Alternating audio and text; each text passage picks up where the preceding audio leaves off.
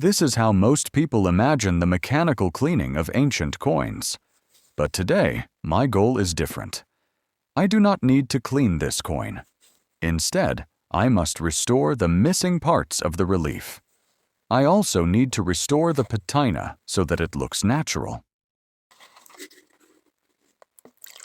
The first stage of restoration begins with thorough degreasing of the coin. Thanks to this step, all applied compounds will adhere well to the bare metal. After 24 hours of degreasing in a special solution, it is time to remove the coin with tweezers. Then, I must dry it thoroughly for the next stage.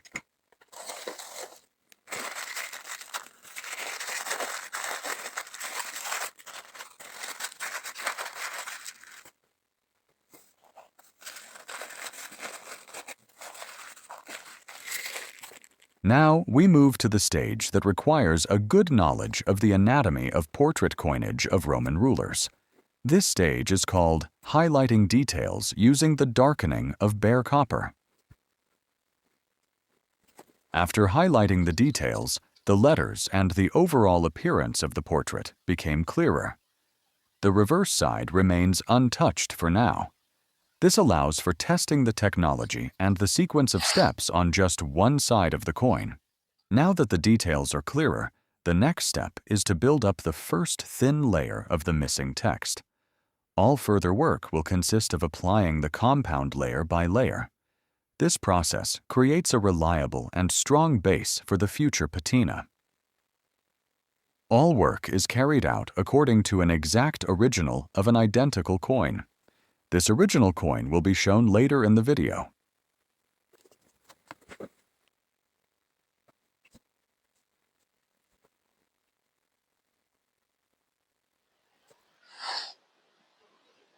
After strengthening and building up the first layer, the background must be prepared. This means creating a contrast on the field of the coin. Only after this step can the work move on to shaping the portrait of the ruler. At this stage, a microbrush is used to apply only the base layer. This layer will bond reliably with the metal.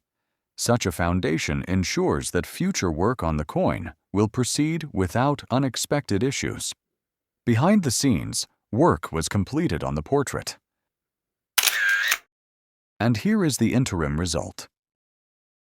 After restoring the portrait, it is safe to proceed to toning the field with the main base color.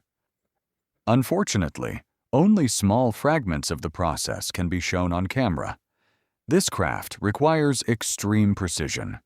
Therefore, the video demonstrates only the general principle to explain what is happening. After baking in the oven, the applied layer will gain incredible strength. It will become completely inert to any solvents, including acetone. The subsequent baking process will be demonstrated later during the work on the reverse side. Thus, after restoring the main relief and applying the base tone, the portrait of the Roman Emperor Philip I the Arab can be clearly seen.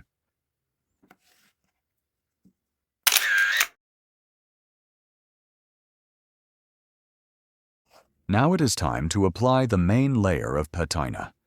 This process serves two purposes. It polishes the gloss and artificially ages the surface to give it an antique appearance.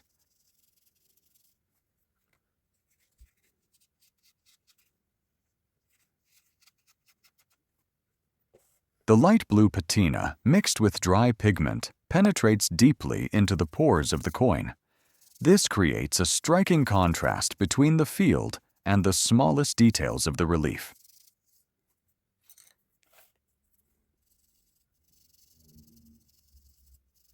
Now that the technology has been perfected to the smallest detail, it is safe to start working on the reverse side of the coin. Essentially, the process involves using the exact same technology as with the portrait. However, this time the work will proceed much faster. First, the relief is darkened to highlight the main details. This is followed by building up the layers and toning. Building up the layers will begin with the most visible details. This approach will later make it possible to bring the entire design together. The work will begin with the best preserved inscription. This is the local year of minting for this coin, marked as Anno 9. The letter A and the letter N stand for the Latin word anno, which simply means year. The Roman numeral 9 indicates the 9th year of the province. This dates the coin specifically to the years 247 to 248 after Christ.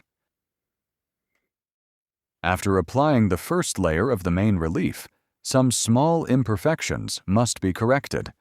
Then, the coin needs to dry completely. This preparation allows for further detailing and adjustments according to the original reference coin. To avoid making this video tedious with repetitive work, the focus shifts straight to the fully restored relief. All the smallest details on the animals are now completed. The folds on the clothing of Mysia are also fully restored. In Roman history, Mysia was the name of a province. On this coin, the female figure is a living symbol that personifies this entire region. This coin is not just money. It is a piece of Roman history from the 3rd century. Emperor Philip I, also known as Philip the Arab, minted it to celebrate a major event. He granted special privileges to the province of Mysia.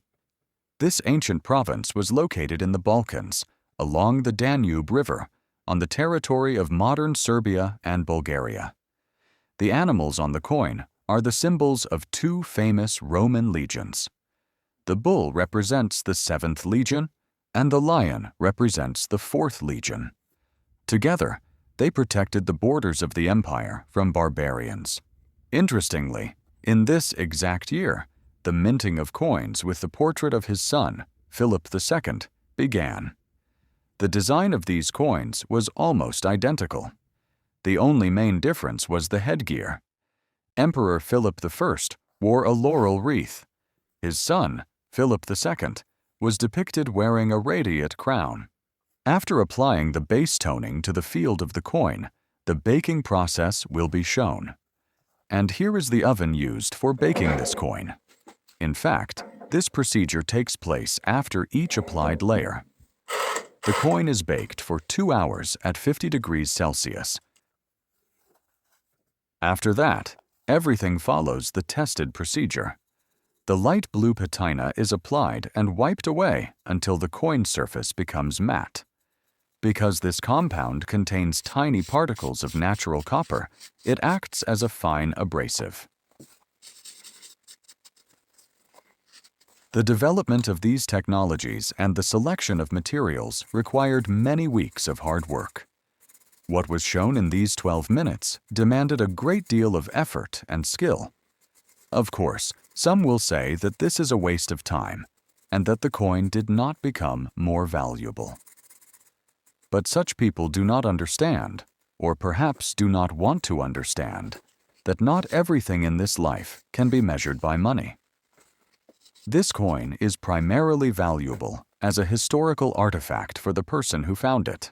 No arguments and no money can ever replace the events and emotions connected with its discovery.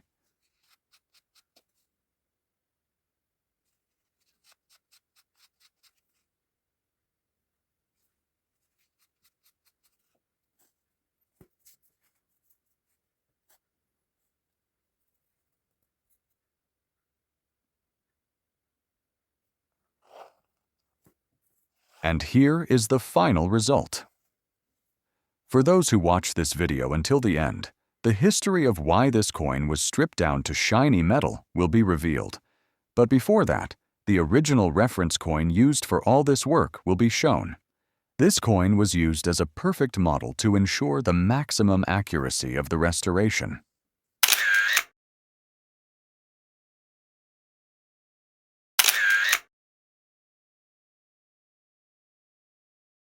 As promised, here is the original reference coin for comparison to show the difference. These 2 coins were not produced from the exact same die. However, This piece was selected to match the parameters as closely as possible. During that historical period, high-volume minting of this coinage took place.